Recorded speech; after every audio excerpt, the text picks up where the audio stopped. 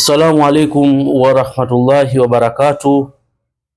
Ndugu zangu wapendwa wote mnaofuatilia darasa zetu, leo tumekuja na darasa jingine ambalo litakalohusu kusafisha mwili wako, kufungua mwili wako, kusafisha nyota yako, kupandisha nyota yako, kufungua mambo yako, kufungua biashara zako. Lakini vile vile pia dawa hii inaenda mpaka kwenye upande aidha kama ni mke, ni mume, ni mpenzi, kama kuna utofauti wowote, na yenyewe pia ipo katika kutengeneza na kuweka mambo vizuri kabisa.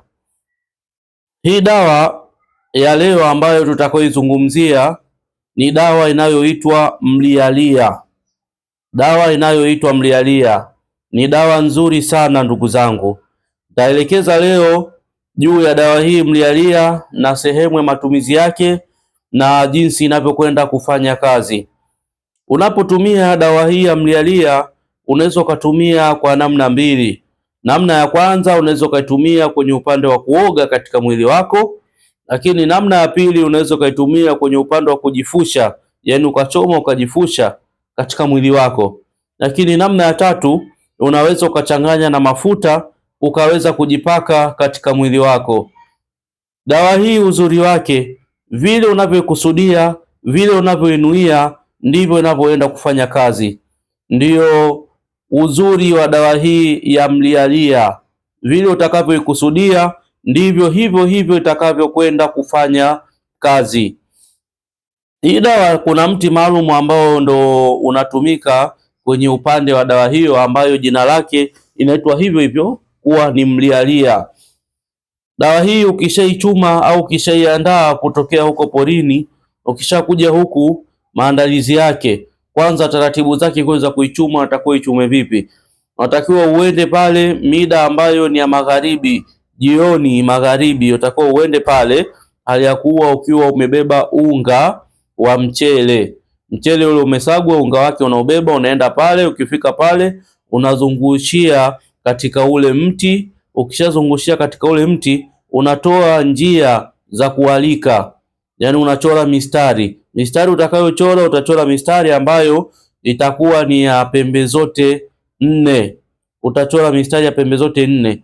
Baada ya hapo utaongelea kwa makusudio, kisha baada ya hapo utaondoka. Kesho asubuhi alfajiri saa 11, kabla kile kiumbe kinachomiliki ule mti hajaondoka, unakwenda alfajiri saa 11 ukiwa na kuku wako mweupe. Ukifika pale unakusudia, kisha unachinja yule kuku. Baada ya hapo unaangalia yule kuku ameendaje. Akiwa kafungua, ina maana yule hodama ambayo yupo katika ule mti kakubali na karidhika. Hivyo basi unachotakiwa kukifanya au kinachofuata ni nini?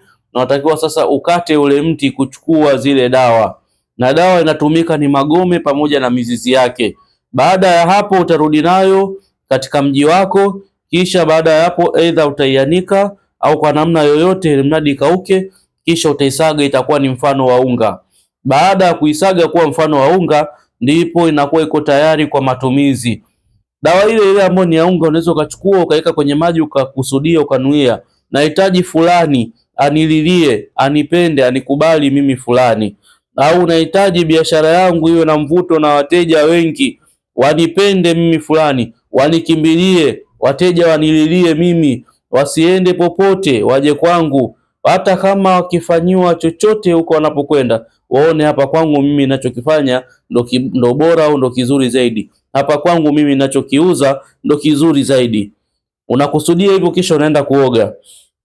Hakika mwili wako utakuwa na mvuto, na kila yoyote yule vile utakavyokusudia basi atakulilia. Lakini kwa upande wa pili unaweza ukachukua pia kwa makusudio ukachoma, na waita watu kwenye biashara hii wanililie, walilie vitu vyangu, waone vizuri ni bora zaidi. Lakini vile vile pia katika kujifusha katika mwili wako, makusudio ni hayo hayo. Lakini kwa upande mwingine, jambo la tatu katika sehemu ya matumizi, unachukua mafuta ya ashes au mafuta ya nazi. Unachukua dawa yako unaichanganya. Baada ya kuichanganya unaitikisa ichanganyike vizuri, kisha baada hapo tunatumia kujipaka. Wakati wa kujipaka na yenyewe pia unaweka manuizi, nasafisha na kufungua nyota yangu, mwili wangu na kadhalika. Nataka yoyote atakayeniona mimi anililie. Kama ni kuhusu mipango ya kazi, basi pahala popote nitakapokwenda wanione mimi ni muhimu, wanikimbilie, wanililie, wanipe kazi. Kama ni sehemu ya biashara, basi nikisimama hapo kwenye biashara asionekane yoyote, nionekane mimi. Yoyote atakayeniona awe na mvuto na mimi, basi wanililie, wanikubali, kila aina ya watu kutokea pande zote za dunia. Hivyo ndivyo unavyokusudia kwenye dawa hiyo ya mlialia. Huo mti wa mlialia upo na hiyo dawa ipo, nenda kautafute mti huo, kisha tumia dawa hiyo. Kwa wewe ambao kwako itakuwa ni vigumu sana kupata mti huo au dawa hiyo ya mlialia, unaweza ukatengenezewa ukaandaliwa dawa hiyo na ukaipata pahala popote ulipo. Nimikumbushe tu jambo moja, msiache kunifollow katika akaunti yetu hii ya Dr. Fatehe Online TV ili tuweze kuendelea kupata darasa nyingine nzuri zaidi, ili tuweze kuendelea kupata mambo mazuri zaidi. Kwa wale ambao nambari za simu wanakuwa wanaziulizia sana, huwa napata meseji nyingi kuwa namba za simu tunahitaji, namba za simu tunahitaji mawasiliano. Namba za simu ziko hapo chini ya video yetu, au kwa ziada naweza nikaongeza kwa kuitaja namba ya simu 0622124812, 0622124812. Naona tayari wapo ambao tayari wameshaanza kunitafuta moja kwa moja. Nipo kwenye kipindi, baada ya kumaliza kipindi nadhani tutaweza kuongea vizuri kwa nyinyi ambao tayari mmeshaanza kunitafuta. 0622124812. Kwa wewe ambaye uko nje ya nchi, basi unaanza na plus, yani jumlisha 255 622124812, au jumlisha 255